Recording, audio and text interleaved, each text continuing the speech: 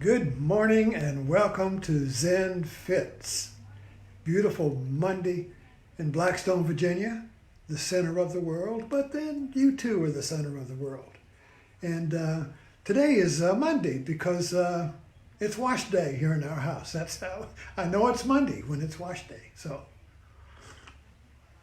the title of this talk is, When is a Bear Not a Bear? Well, a bear is not a bear when it's a teddy. Now this teddy, I keep up in my meditation room. He's kind of stitched up, lost an eye, hair's falling out, and he's wearing a little ski cap.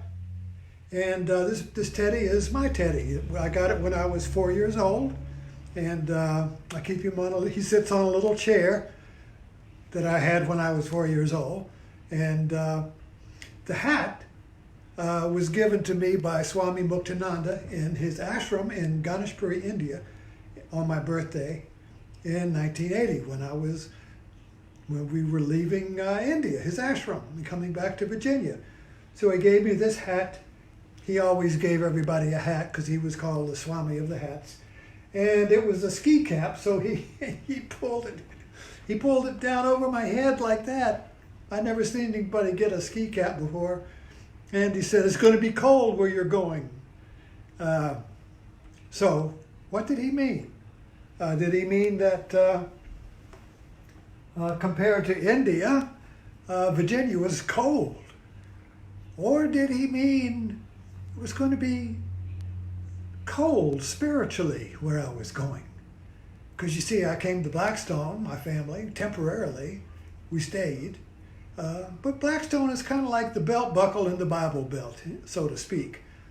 In other words, it's a Christian conservative community where yogis and gurus and spiritual practices and all of that stuff that I was involved in, it's kind of cold to that. So the guru was speaking metaphorically in that sense. Who do you know? Does it mean he was going to be physically cold or spiritually cold? Did it mean that I had a long winter ahead of me in my practice? 1980, here it is, 20, 30, 39 years later. Has that been my cold winter, you see? So the question I raise here, when is a bear not a bear? Well, the answer is when it's a teddy. So this morning I was kind of like, what am I going to write about this morning? Where's my inspiration? Nothing. Oh, no, And then I made a comment on a friend's post about my teddy bear. Because the topic was gurus. And I said, well, I met my guru when I was 4 years old, and posted the picture of the teddy bear, my teddy. And the thing is about a teddy bear is that the child loves his teddy bear with all his heart. Yet he knows in the back of his mind, it's not a real bear. It's not a real bear, you see. So there's kind of like a suspension of disbelief in a metaphor, like when you go into a movie. Now you suspend the belief that the movie's not real, so you can now enter the movie and enjoy the movie as the movie. But at the same time, in the back of your mind, you know it's not real. You know you're not going to die in that movie, you see. So the movie is a metaphor. And the teddy bear is a metaphor in that you can love that teddy bear with all your heart, but you know it's not a real bear. And same with a guru, your teacher. You can love that teacher with all your heart, but at the same time, you know he's not God. In the same way, you can love anyone with all your heart, as being perfect, but at the same time, you know they're not perfect. So the metaphorical way of looking at life is that everything is perfect, not perfect. Everything is a teddy bear, but not a bear, you see. So now you can kind of like embrace life while at the same time, you know it's not perfect. You know it's not absolutely what it is. You know that it is both at the same time. A bear and not a bear. A real movie and not a real movie. You see, so the metaphorical way of looking, the teddy bear way of looking, is that you can hold opposites together like this, you see, instead of this, you see. Because the way we look at the world, in our conventional wisdom, our logical knowledge, is everything is either or. It's either a teddy bear or not a teddy bear. It's either a bear or not a bear. It can't be a bear, not bear, you see. Because our culture, particularly with the scientific method, has been dominated by Aristotelian logic. Now, classical logic is what makes the rational mind work, the rational world work, the material world work, because,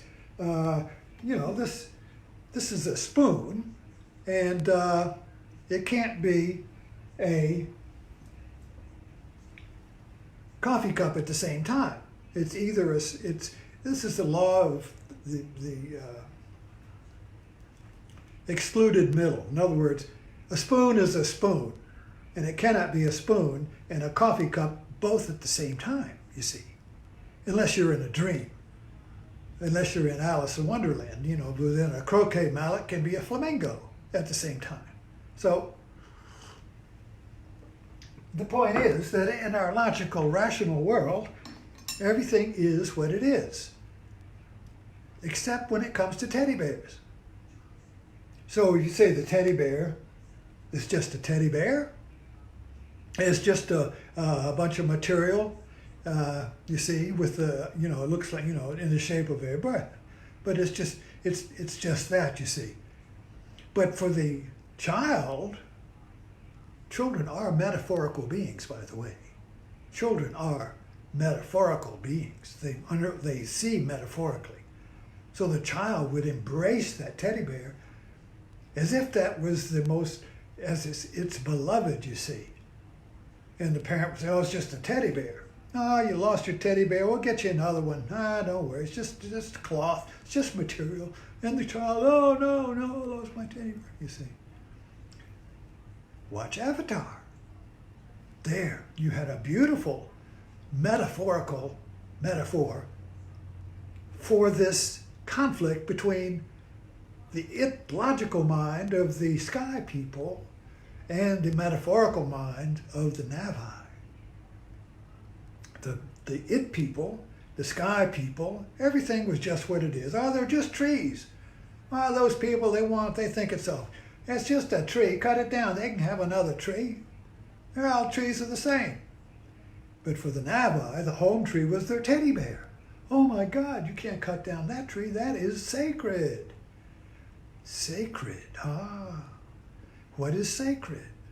Well, for the child, its teddy bear is sacred. For the disciple, his guru is sacred. And yet, metaphorically, the teddy bear is not a real bear. It's not really sacred. It's profane. It's just a thing. You buy it at Walmart, you see. You could lose that, you buy another one. Plenty things, you see. Oh no, I want my teddy bear. My teddy bear was sacred, you see. So it's the metaphorical mind. When that awakens, you see the world is both sacred and profane at the same time. Simultaneously. But for the logical, literal, fundamentalist mind, everything is separated into the sacred, and the sacred is somewhere else in the future, or that particular place, or that cemetery. Arlington is sacred, you see. But see, that's metaphorically, because the literal mind, it's just a cemetery like any other cemetery. What's sacred about it? you know. It's just a home tree. It's just a tree in Avatar. You see, everything's an it in the profane world. But in the metaphorical world, everything is sacred. Not just special things. Everything, you see. Everything is metaphorical.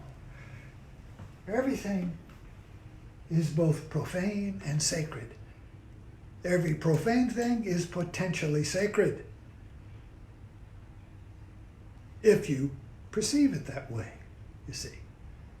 Anyway, this is my Zen fit for today, so I hope you can find a Zen fit for you, and go in your attic, see if you've got any teddy bears up there. Thanks for dropping in.